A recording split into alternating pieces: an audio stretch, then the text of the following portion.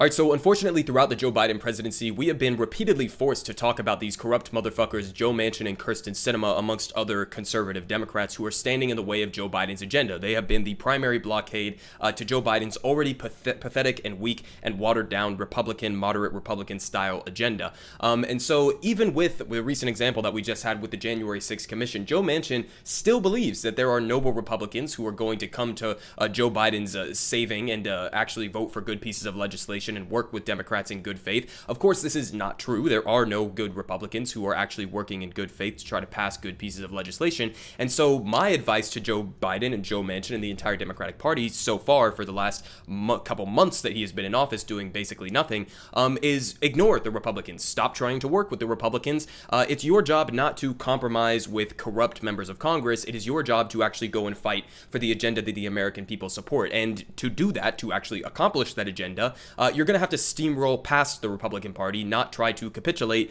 to all of their demands just to have them not end up voting for the legislation anyways once it's watered down and compromised and useless. But still, Joe Manchin has this idea in his head, amongst other conservative Democrats, that the Republican Party is working in good faith. Again, of course, they're not working in good faith. And so what does Joe Biden have to say about this current situation? This is honestly the first time that I've seen him directly comment on this, and yet he still doesn't manage to call out Joe Manchin and Sinema by name, but he does sort of mention the current situation and seems to somewhat understand the blockade that's in his way. So let's go ahead and listen to what he had to say in his speech yesterday. And June should be a month of action on Capitol Hill. I hear all the folks on TV saying, why doesn't Biden get this done? Well, because Biden only has a majority of effectively 4 votes in the House and a tie in the Senate, with 2 members of the Senate who vote more with my Republican friends. But we're not giving up.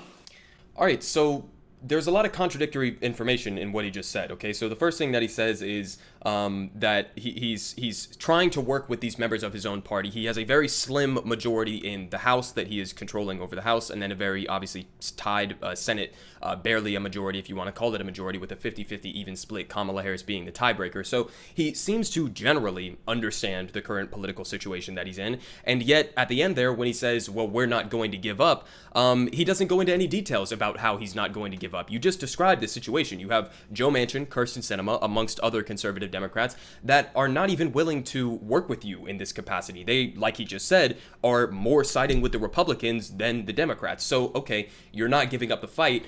What exactly are you going to do? What is your plan to actually get them in line? And the answer to that is simply that he does not have one, okay? The reality of the situation is whether or not people like it or understand it. I know there are a lot of liberals who love to go out and make excuses for him on behalf of Joe Manchin and Sinema and say, oh, well, you know, they're the primary blockades and that Joe Biden is simply powerless to accomplish his agenda because he's working with Joe Manchin. He has to capitulate to the Republican Party. None of this is true, of course, okay?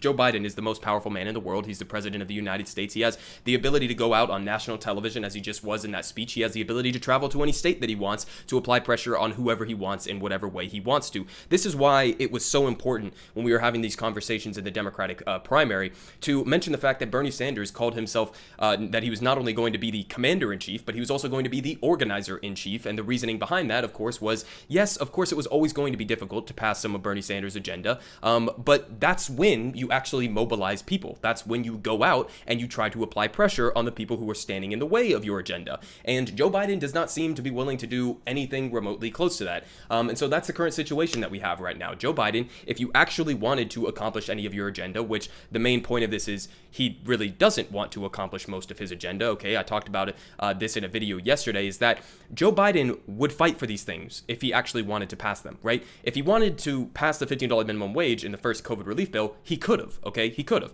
That's something that's overwhelmingly supported by the American people. It was actually the single most popular part of the COVID relief package before they took it out. And yet he decided to capitulate to the advice of the Senate parliamentarian who has literally no power whatsoever in blocking him, and yet he gave up the fight at that point. So the point is, if he wanted to actually fight for these things, he could. If he believed in them, he could and would be fighting for them as aggressively as possible. But the fact that he is not willing to do these things tells you what? It tells you that he doesn't believe in these things. He doesn't believe in whether it's the $15 minimum wage, whether it's passing the PRO Act and standing up for unions, whether it's any of these big ticket items that he ran on and that he says that he supports. You're not going to get any of it done if you don't get rid of the filibuster. That's point blank period. You have to get rid of the filibuster because, again, there are not 10 Republicans who are going to get you to that 60 vote threshold to pass these pieces of legislation as they stand. That's not going to happen. There's a 0% chance of happening. So all he can do at this point is get Kyrsten Sinema, get Joe Manchin in line. How can he do that? Well, I just read a good piece that was that Daily Beast report that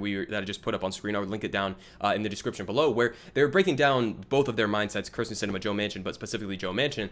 And they basically said Joe Manchin does not give a fuck about the hardline approach. He doesn't give a fuck if progressives are criticizing him. He doesn't really give a fuck even if he loses his next election.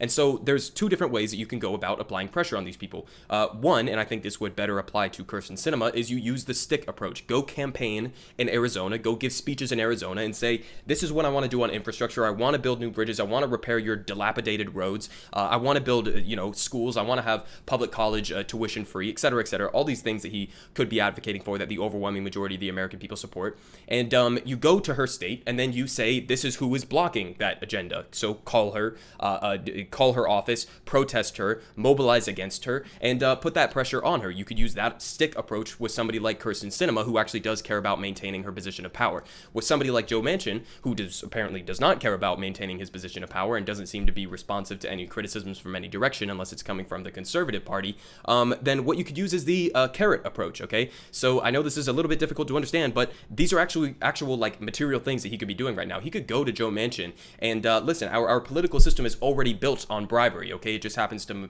mostly be corporate bribery a majority of the time, but we actually can go and bribe Joe Manchin. So that's what I would recommend to Joe Biden. Go to Joe Manchin and say, if you support X piece of legislation, if you support abolishing the filibuster, then I will give you whatever you want. Okay, I will give West Virginia, the state that Joe Manchin represents, I will give you whatever you want for your state. Okay, that's what you could do, the carrot or the stick approach. But you got to do something. Okay, and as of right now, Joe Biden has done literally nothing whatsoever to apply pressure on these people to actually fall in line with his agenda. So it seems like he's at least waking up to the actual political moment that we're in right now and recognizing that it's members of his own party that are standing in the way of his agenda. But again, you have to actually take concrete steps if you want to get your agenda passed. So you know what? Step up, be a man, and fucking do it.